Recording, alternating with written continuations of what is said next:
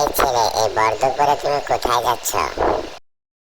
Uncle, আমি একটা 7 up কিনতে যাচ্ছি। ছি ছি ছি ছি ছি, ব্রাজিলের গেঞ্জি পরে তুমি 7 আপ কেন কিনতে যাচ্ছ?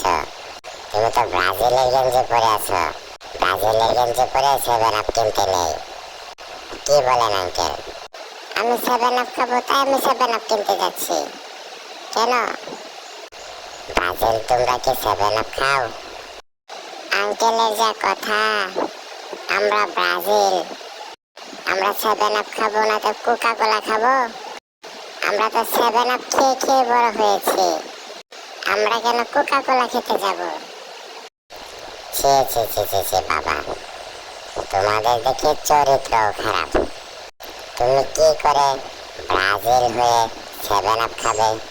একবার তোমরা জার্মানির সাথে 7 আপ খেয়েছিলে, এখন আর কোন দলের সাথে 7 আপ খেতে চাও?